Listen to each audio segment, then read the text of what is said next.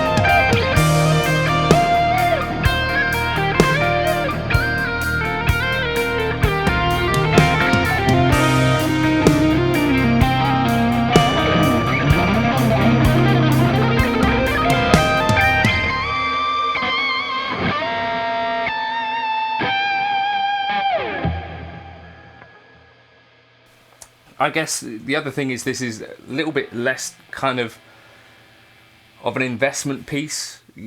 Things that have a Gibson or a Fender attached to the headstock tend to attract like these way higher prices, and I'm not always sure that you get like a better guitar for the money. Sometimes you might, and obviously those are the only guitars that we really think of as golden era type things, but you know, Japanese guitars from the late 70s and 80s, I think, are quite an important part of guitar history for sure. You know, at the time Fender weren't really doing this kind of thing, and like the stuff that they were making, players were not really into. So that's kind of how that ended up working. It's not without its flaws. So for me,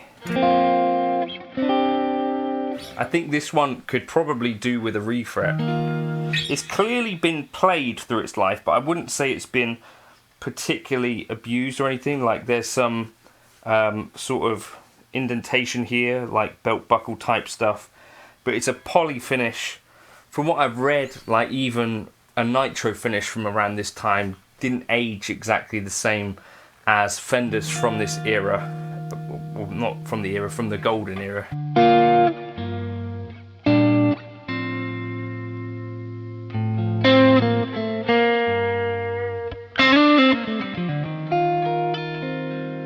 These are Creamery like Tele 90 pickups, so they're essentially like P90s, and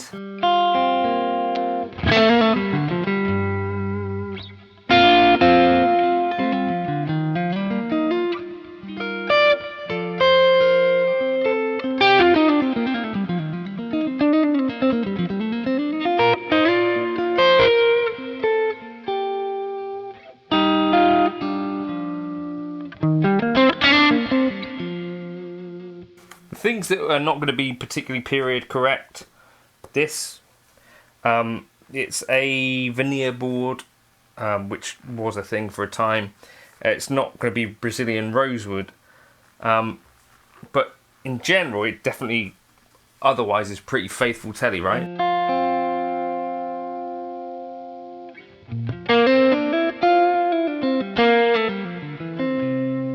It doesn't have a really chunky neck either.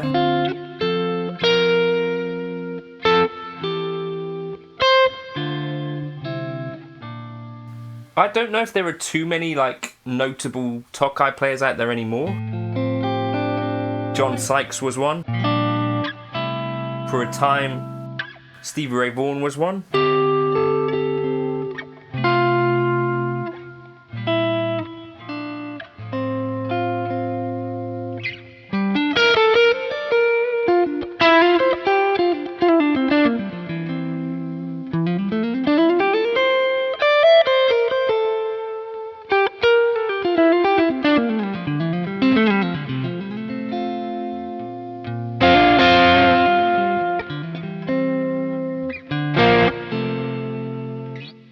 I guess this kind of flies in the face of like the relic market, right? So for instance, you know, like that Fender custom shop that I've just got, not actually an old guitar, just, you know, some amount of aging has happened in Corona, right, in America, which, you know, when you look into like the relicing process, to me, that's a sausage that you don't want to see made, if you will forgive the term.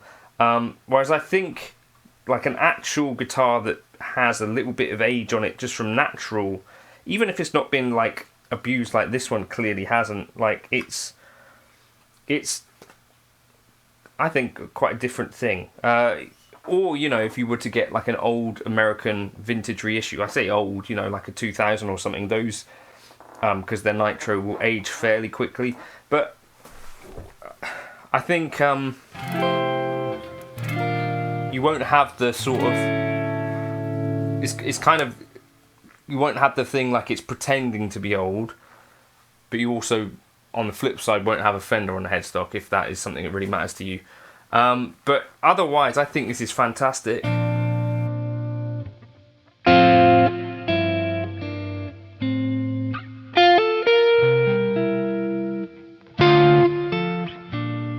And I do love a vintage radius.